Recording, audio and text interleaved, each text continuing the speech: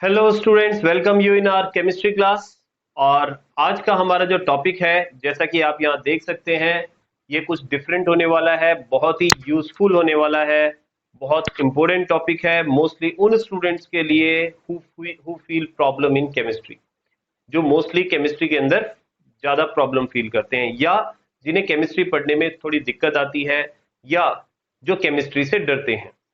देखिए, हम यहाँ जो इस सेशन में बात करने वाले हैं, सबसे पहले हम उन सब प्रॉब्लम्स के बारे में बात करेंगे जो मोस्टली स्टूडेंट्स फेस करते हैं इन केमिस्ट्री। और फिर हम बात करेंगे कि किस तरह से इस तरह की प्रॉब्लम को दूर किया जा सकता है। पिछले कुछ दिनों से कुछ स्टूडेंट्स के मेरे पास मैसेजेस आ रहे थे कि सर, हम केमिस्ट्री पढ़ते हैं लेकिन भूल जाते हैं, हमें याद नहीं रहती, या सर हमारा केमिस्ट्री पढ़ने में इंटरेस्ट ही नहीं है, हमें केमिस्ट्री समझ में ही नहीं आती है। तो उन स्टूडेंट्स के लिए मैंने एक अलग से ये वीडियो बनाने का प्लान किया है कि ताकि उन स्टूडेंट्स को मैं हेल्प कर सकूं, नॉट ओनली दोज स्टूडेंट्स बल्कि उन स्टूडेंट को भी हेल्प कर सकूं जो स्टूडेंट्स केमिस्ट्री पढ़ने में प्रॉब्लम फील कर रहे हैं, whether they are connected with me और नॉट, चाहे वो मेरे से कनेक्टेड हो या नहीं हो। तो इसलिए स्टूडेंट्स, मैं कह रहा हूं कि जो ये वीडियो देख रहे हैं वो इस वीडियो को जरूर आगे से आगे शेयर करें, ताकि जो स्टूडेंट्स केमिस्ट्री से रिलेटेड प्रॉब्लम को फेस कर रहे हैं उनकी ये प्रॉब्लम दूर हो जाए। एक्चुअली केमिस्ट्री डिफिकल्ट नहीं है, केमिस्ट्री डिफिकल्ट नहीं है, मैं ये तो ये कहता हूँ कि कोई भी सब्जेक्ट डिफिकल्ट नहीं है। प्रॉब्लम जो है उस सब्जेक्ट को प्रॉपर तरीके से समझने की है, या हमारी स्ट्रेटेजी, जो टॉपिक को हम लोग जिस स्ट्रेटेजी से तैयार करते हैं, पढ़ने की कोशिश करते हैं, शायद प्रॉब्लम उसी में ही है। अगर हम हमारी स्ट्रेटेजी को प्रॉपर कर लेते हैं, बेहतर बना लेते हैं, हमारा वे ऑफ लर्निंग अगर सही है, तो नेचुरल है कि वो फ्रूटफुल जरूर होगा। तो यहाँ आज इस वीडियो में हम बात करने वाले हैं कि किस तरह से हम हमारे स्टडी पैटर्न को, हमारे स्टडी मेथड को इफेक्टिव बनाएं, so that we can get 100% output. Okay, तो पहले हम बात करेंगे कि कौन कौन सी प्रॉब्लम मोस्टली स्टूडेंट्स फेस करते हैं while they are studying chemistry, और उन्हें हम फिर किस तरह से दूर करेंगे, वो हम उसके बाद बात करते हैं। चलिए, देखिए, मोस्टली देखा जाता है कि स्टूडेंट जो हैं रिएक्शंस के नाम से ही डरते हैं। अब उसके पीछे बेसिक रीजन ये होता है कि रिएक्शंस जो होती है बेटा, वो समझ में इसलिए नहीं आती कि रिएक्शन से रिलेटेड बेसिक चीजें हमें नहीं पता। अगर हमें उनके बेसिक्स क्लियर होंगे तो हमें बिल्कुल समझ में आ जाएगी। अब रिएक्शंस में भी जैसे प्रिपरेशन मेथड कैसे तैयार करें, उसकी कोई अलग से स्ट्रेटेजी नहीं बताते हैं, ठीक है ना। मोस्टली हम देखते हैं कि हम अल्कोहल पढ़ रहे हैं, फिनॉल पढ़ रहे हैं, कार्बोहाइड्रेट पढ़ रहे हैं, हम चाहे हाइड्रोकार्बन पढ़ रहे हैं, कोई भी अगर हम केमिस्ट्री से रिलेटेड प्रिपरेशन मेथड वाला टॉपिक पढ़ रहे हैं, तो आप देखते हैं कि हर कंपाउंड जो है उसकी प्रिपरेशन मेथड आपको डिफरेंट मिलेगी, and we can not connect them with each other, उनको एक दूसरे से हम कनेक्ट नहीं कर सकते। तो फिर उसे हम किस तरह से लर्न करें, दैट इज द प्रॉब्लम, उसका सॉल्यूशन हम ढूंढेंगे। दूसरा आता है केमिकल प्रॉपर्टीज। केमिकल प्रॉपर्टीज के अंदर भी कुछ चीजें कॉमन होती हैं जिसके बारे में हम बात करेंगे, लेकिन केमिकल प्रॉपर्टीज लर्न करने में भी बच्चों को प्रॉब्लम आती है, क्योंकि केमिकल प्रॉपर्टीज में ही बहुत सारी केमिकल रिएक्शंस आती हैं। उन्हें कैसे सॉल्व करना है वो भी हम देखेंगे। इसके अलावा बहुत जो स्टूडेंट, हम ये कहते हैं कि मोस्टली 90% स्टूडेंट हमने देखा है कि जो ज्यादा उन्हें जो डिफिकल्ट लगता है, that is reaction mechanism. Reaction mechanism difficult लगता है, क्यों लगता है और उसे कैसे सॉल्व करें, ये भी बात हम इस वीडियो के अंदर करेंगे। लास्ट तक हमारे साथ बने रहें। इसके बाद बात आती है नेमिंग रिएक्शंस की। आप देखते हैं बहुत सारी ऐसी नेमिंग रिएक्शंस हैं, या बहुत सारी ऐसी रिएक्शंस हैं जिनके नेम हैं, ठीक है। अगर हम बात करें तो अप्रोक्सीमेटली, अगर हम 12th की ही बात करें, तो 12th स्टैंडर्ड केमिस्ट्री के अंदर आपकी अबाउट 100 नेमिंग रिएक्शंस है, और उन सबको लर्न करना with name, that is very difficult. So how to learn them, ये चीज हम यहाँ पर सीखेंगे। इसके बाद बात आती है केमिस्ट्री के अंदर, अगर हम फिजिकल केमिस्ट्री के अंदर एंटर करते हैं तो वह न्यूमेरिकल पोर्शन, जो खास करके जो बायो वाले स्टूडेंट्स हैं, क्योंकि हमने देखा है कि मैथमेटिकल, जो मैथमेटिक्स सब्जेक्ट वाले जो स्टूडेंट्स हैं, they have a stronger hand on numerical side, तो उनका न्यूमेरिकल साइड जो होता है वो थोड़ा स्ट्रॉन्ग होता है, वाइल जो बायोलॉजी वाले स्टूडेंट्स होते हैं उनका न्यूमेरिकल पोर्शन थोड़ा वीक होता है। ये मैं ये नहीं इसलिए नहीं कह रहा हूँ कि बेटा बायोलॉजी वाले स्टूडेंट्स वीक होते हैं, actually it depends, more you practice more you being perfect. तो क्योंकि नेचुरल है कि जो स्टूडेंट्स मैथमेटिक्स से हैं तो वो मैथमेटिकल जो कंसेप्ट हैं उनकी प्रैक्टिस ज्यादा करते हैं, तो नेचुरल है कि उनका मैथमेटिकल पार्ट जो होता है वो ज्यादा स्ट्रांग होता है और वही न्यूमेरिकल में चाहिए होता है। जबकि बायोलॉजी के जो स्टूडेंट्स हैं वो बायो पार्ट की स्टडी ज्यादा करते हैं, जिसमें मोस्ट ऑफ द थिंग्स उन्हें क्रैम्प भी करनी पड़ती हैं। तो यहाँ हम देखेंगे कि न्यूमेरिकल अपने पार्ट को कैसे स्ट्रॉन्ग करें। ठीक है, उसके बाद न्यूमेरिकल में भी आप देखते हैं कुछ जैसे डेरिवेशन फार्मूला आता है, उसको फार्मूला को ड्राइव करना, ठीक है, प्रॉपर यूनिट्स का यूज करना। तो यहाँ बच्चे प्रॉब्लम फील करते हैं, इन सब के बारे में हम बात करेंगे। फिर इसके बाद बात आती है नोमेनक्लेचर की। जब हम ऑर्गेनिक केमिस्ट्री में बात करते हैं खास करके, तो वहां बहुत से कंपाउंड्स का हमें नोमेनक्लेचर करना पड़ता है। कुछ सिंपल कंपाउंड होते हैं, कुछ कॉम्प्लेक्स होते हैं। सिंपल का नेमिंग करना आसान है, लेकिन कॉम्प्लेक्स में प्रॉब्लम आती है। प्रॉब्लम आईयूपीएससी के रूल्स लर्न करने के बाद भी कॉमन के जब वो कॉमन नेमिंग करते हैं तो उस समय बहुत सी प्रॉब्लम फील करते हैं। तो ये भी चीज हम देखेंगे कि किस तरह से सीखें। और उसके बाद फिजिकल प्रॉपर्टीज की बात करें। फिजिकल प्रॉपर्टीज वैसे एक इजी पार्ट है, लेकिन उसमें से जब कॉन्सेप्चुअल क्वेश्चन पूछे जाते हैं, लॉजिकल क्वेश्चन पूछे जाते हैं, तो कई बार स्टूडेंट्स वहां पर गलतियां कर देते हैं। तो उनके बारे में भी हम बात करेंगे। ठीक है, तो ये सारे हमारे कुछ टॉपिक्स हैं। और फिर लास्ट जो है वो एक कॉन्सेप्चुअल और लॉजिकल जो क्वेश्चंस की मैंने बात की है, ये इनऑर्गेनिक पार्ट जो है बेटा उसमें से भी पूछे जाते हैं। तो अब ये इतनी सारी प्रॉब्लम, और इसका अगर हमारे पास सॉल्यूशन नहीं होगा तो नेचुरल है कि स्टूडेंट स्ट्रेस में आएंगे, वो बहुत ज्यादा बर्डन फील करेंगे। और बेटा जिस चीज में स्टूडेंट बहुत ज्यादा बर्डन फील करते हैं, बहुत ज्यादा स्ट्रेस फील करते हैं, नेचुरल है जब आप उस सब्जेक्ट को लेके बैठेंगे तो आपको ऑब्वियसली नींद आनी ही आनी है। तो अब हम ये बात जानने की कोशिश करेंगे कि ये सारी प्रॉब्लम्स का समाधान कैसे हो, इसका सॉल्यूशन कैसे ढूंढें। चलिए इसके बारे में हम बात करते हैं एक एक करके।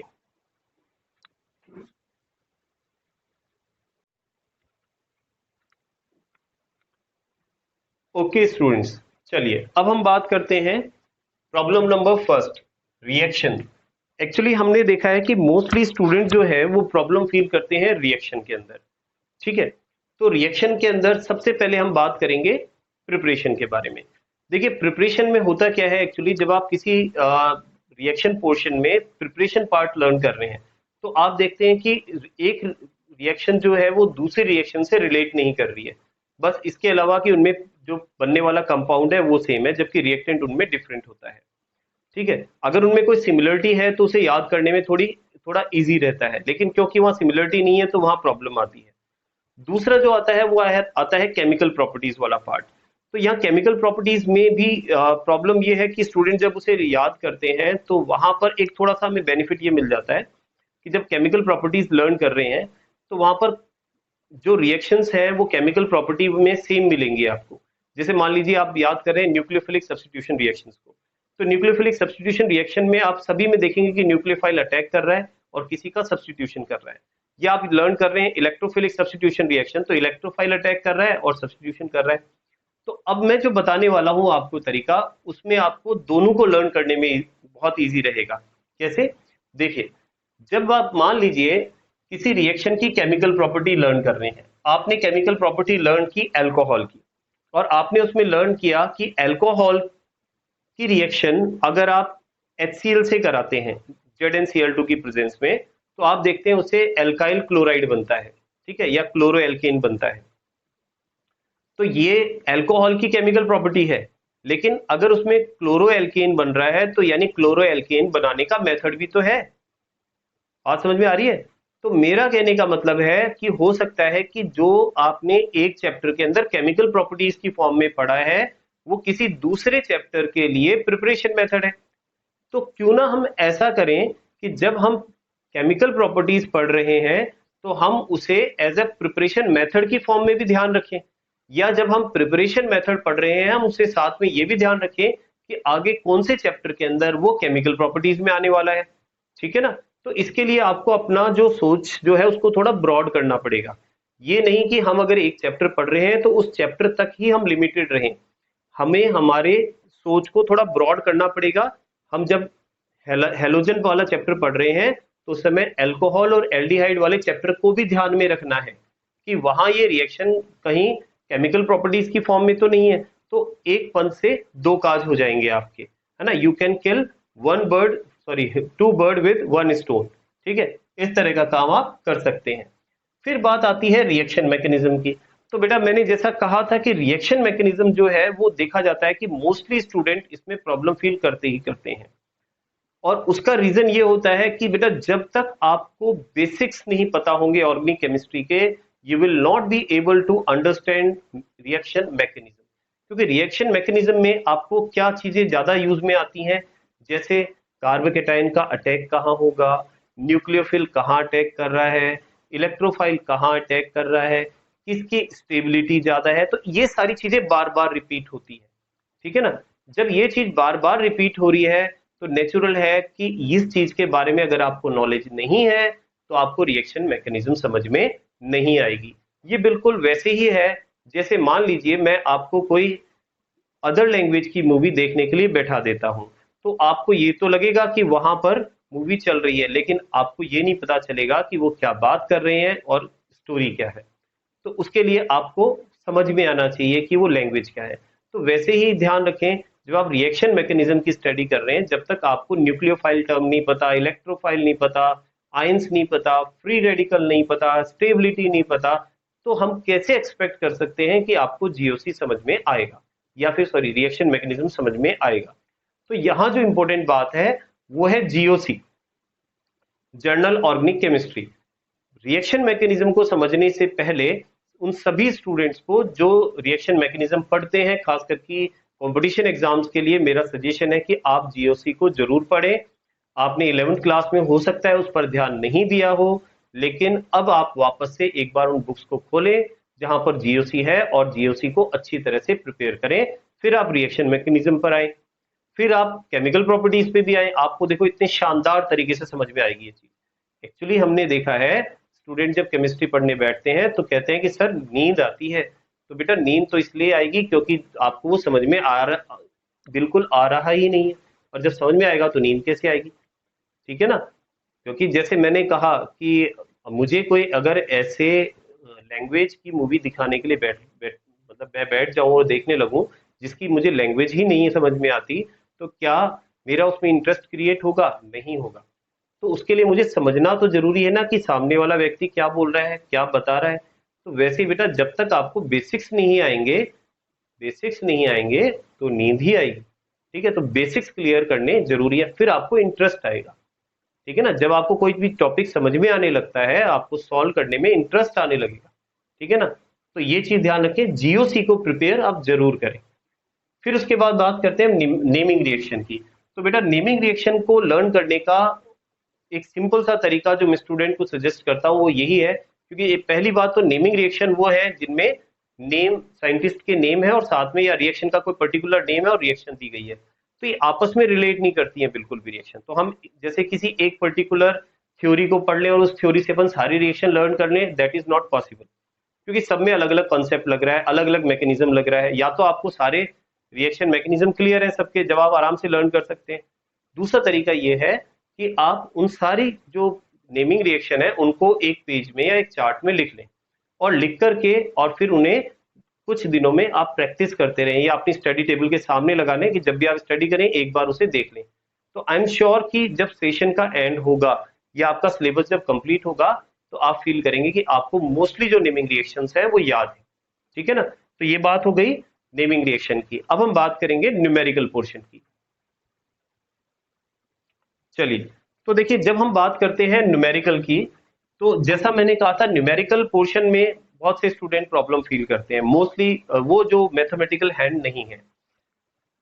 अब यहाँ हमें क्या करना है, देखिए न्यूमेरिकल को सॉल्व करते समय हमने क्या देखा है, मोस्टली जब स्टूडेंट न्यूमेरिकल सॉल्व करते हैं उन्होंने न्यूमेरिकल की प्रॉब्लम लिखी, प्रॉब्लम लिख करके एक बार क्वेश्चन को पढ़ा, क्वेश्चन में थोड़ा समझ में नहीं आया और उसके बाद में गिव अप कर दिया, और गिव अप करके सीधे रेफरेंस बुक उठाई या हेल्प बुक उठाई, वहां से उसका सॉल्यूशन देखा, देख करके फिर सॉल्यूशन समझ में आ गया कि कैसे कैसे क्या हुआ, सारी स्टेप समझ में आ गया न्यूमेरिकल, कोई प्रॉब्लम नहीं।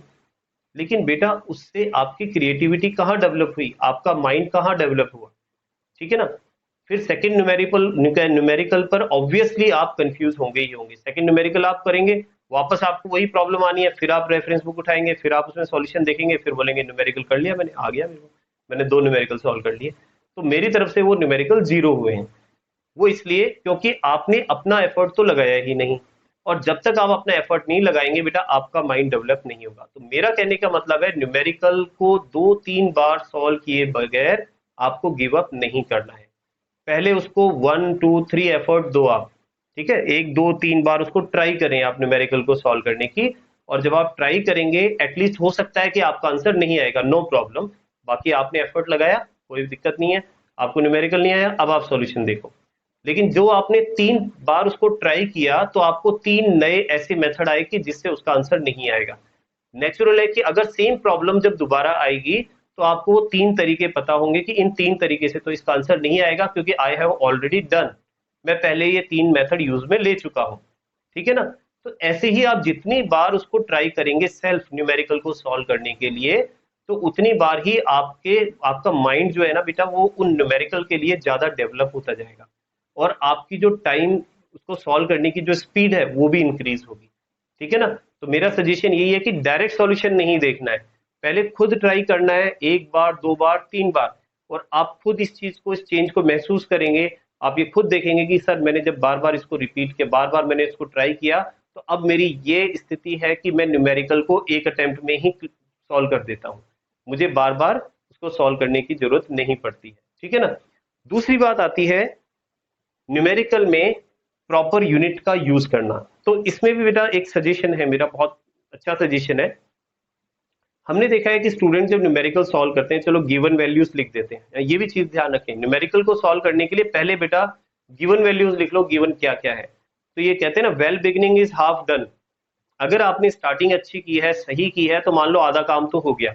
अगर आपने गिवन वैल्यू लिख दी है तो आपको ये पता है कि मेरे पास ये वैल्यूज हैं और ये मुझे फाइंड करनी है। ठीक है।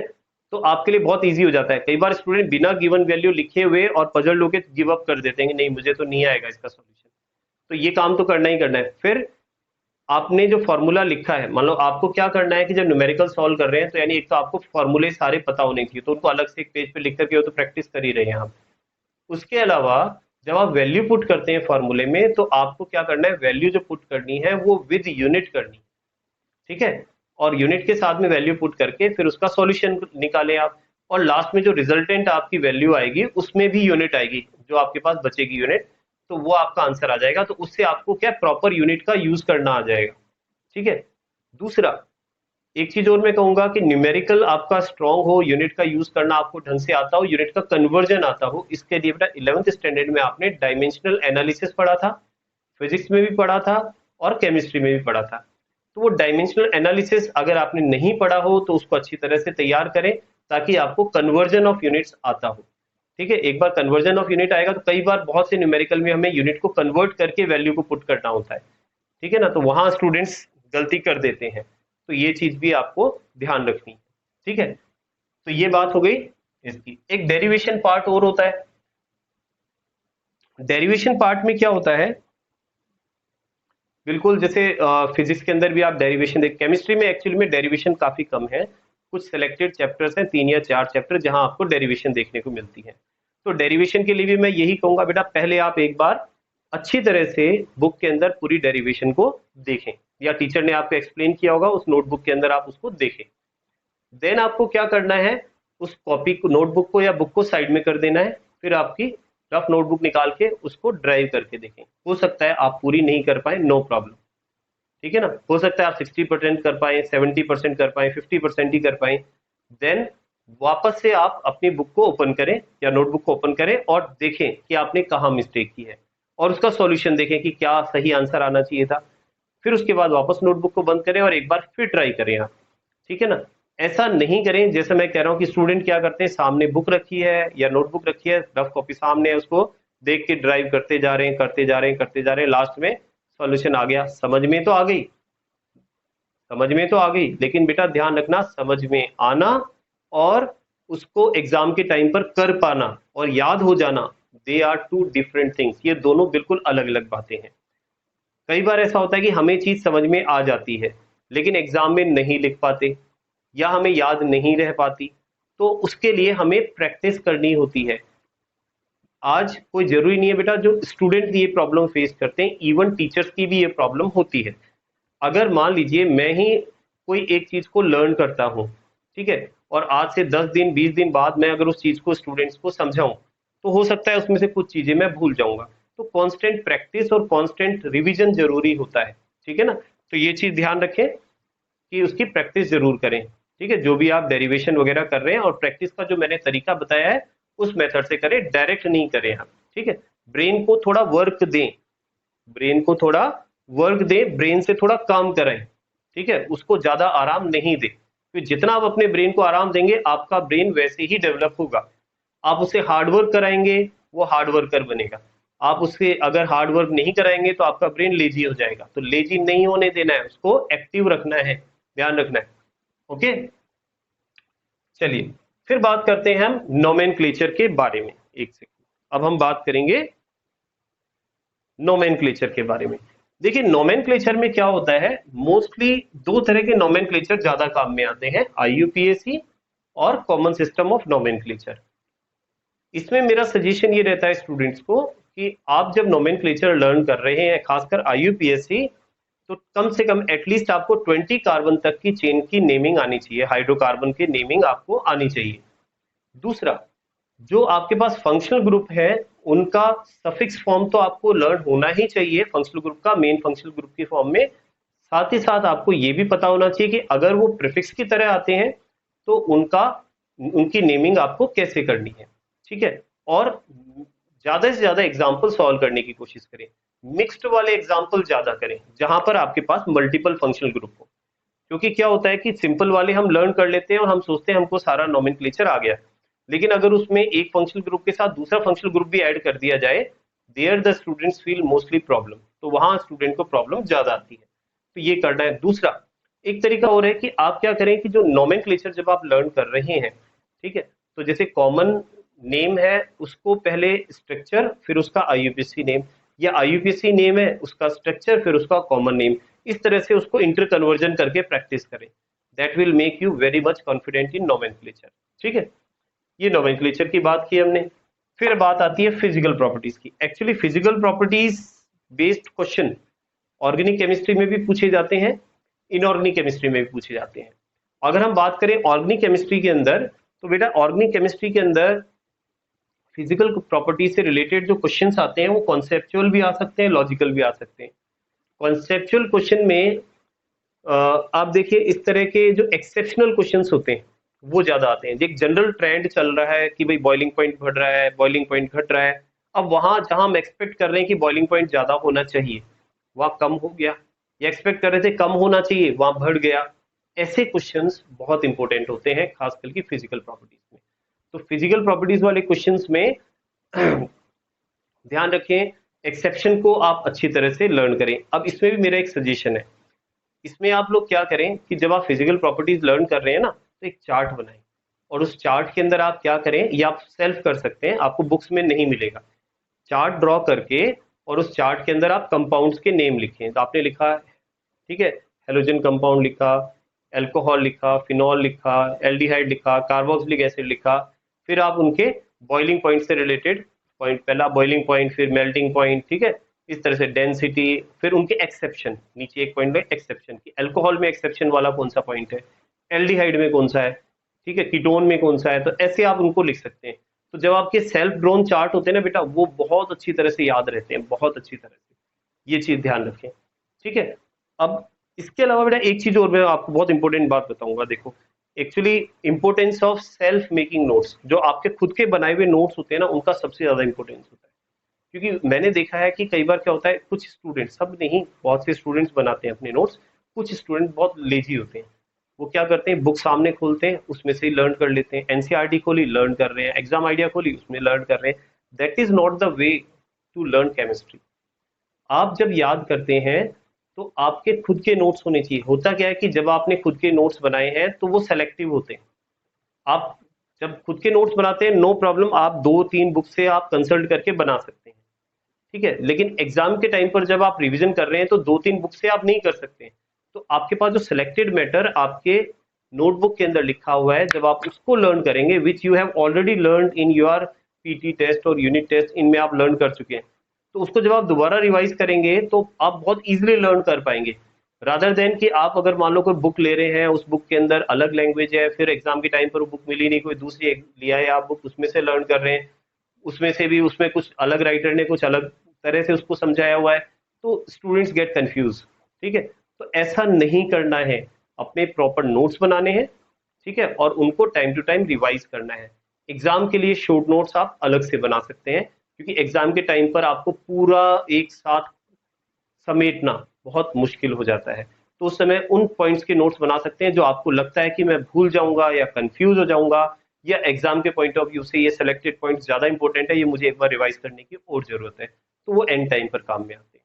ठीक है, आई होप आपको ये वीडियो पसंद आया होगा, आपको समझ में आ गया होगा कि केमिस्ट्री को बेटर तरीके से किस तरह से पढ़ा जा सकता है और उसमें अच्छे मार्क्स कैसे अचीव किए जा सकते हैं। हम फिर मिलेंगे नेक्स्ट वीडियो में कुछ बेटर आइडिया के साथ में for science students, chemistry students. तब तक के लिए एक बात जरूर ध्यान रखें, ये वीडियो जो है इसे बेटा शेयर करें, सब्सक्राइब करें अगर आपने चैनल को सब्सक्राइब नहीं किया हुआ है, लाइक करें, बेल आइकन को प्रेस कर दें ताकि आपको हमारे नोटिफिकेशन मिल सके।